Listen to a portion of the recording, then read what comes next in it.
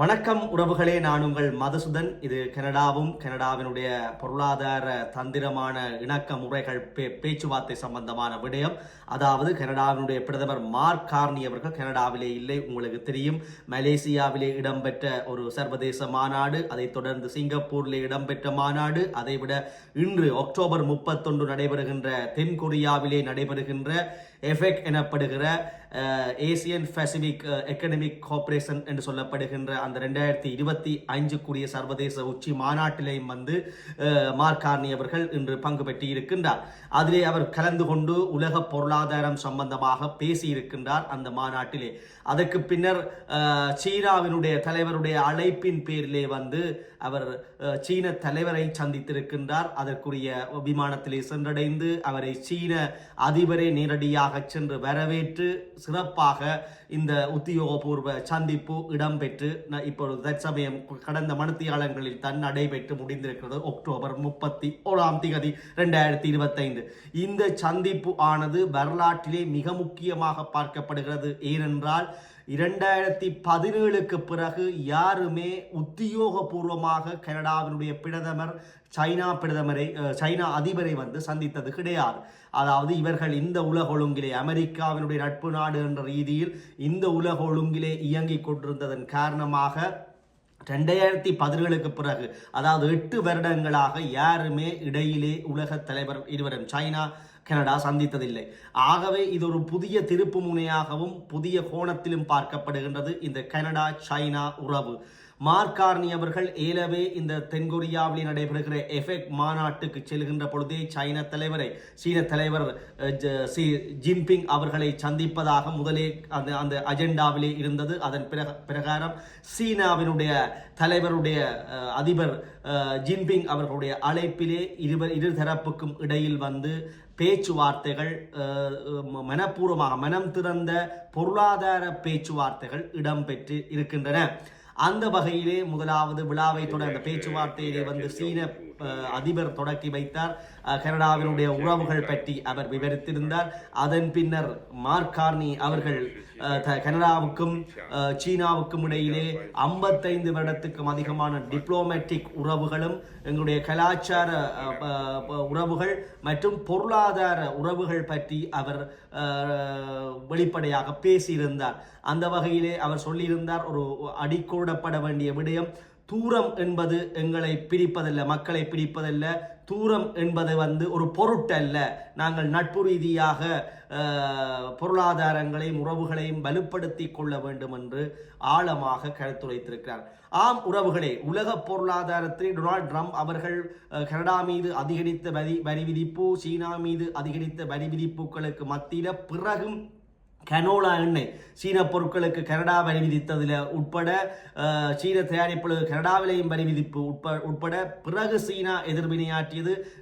கனடாவிலிருந்து போற அதிகம் ஏற்றுமதியாகிற கனோலா எண்ணெய்கள் மற்றது வேறு பொருட்களுக்கும் உலோக இனத்தினுடைய பொருட்களுக்கும் அதிக வரி, கடல் உணவுகளுக்கு குறிப்பாக வரி விதித்தது அது பழைய பதிவுகளூடாக பார்த்திருப்பீர்கள். இந்த போர் தாக்கத்தினால் நட்பு நாடு அமெரிக்கா, அருகில் இருக்கிற அமெரிக்கா கூட வரியை மேலும் மேலும் கனடாவுக்கு மீது சுமத்தி வந்தது. இதன் பின்னணியில ஒரு வழியும் இல்லாமல் இவர்களுக்கிடையில், அதாவது கனடா சீனாக்கிடையில் பொருளாதார நட்புறவையும் பொருளாதார மேன்மையையும் அதிகரிப்பதன் மூலம் கனடாவினுடைய பொருளாதாரத்தை இன்னும் வளர்த்துக் கொள்ளலாம். அதோட சீனாவுடன் இணைந்து கனடாவினுடைய பொருளாதாரம் மேலும் வலுவடையக்கூடிய, அதாவது ரேடிங்கை கூட்டுவதனால் ரெண்டு பேரும் லாபம் அடைந்து கொள்ளலாம், நன்மை அடைந்து கொள்ளலாம் என்ற துணைப்பொருளிலே இரு அதிபர்களும், இது கனடாவுடைய பிரதமர் சைனாவினுடைய அதிபர் ரெண்டு பேருமே இன்று முதல் முறையாக 8 ஆண்டுகளுக்கு பிறகு நேரடியாக சந்தித்து மனம் விட்டு பேசியிருக்கிறார்கள்.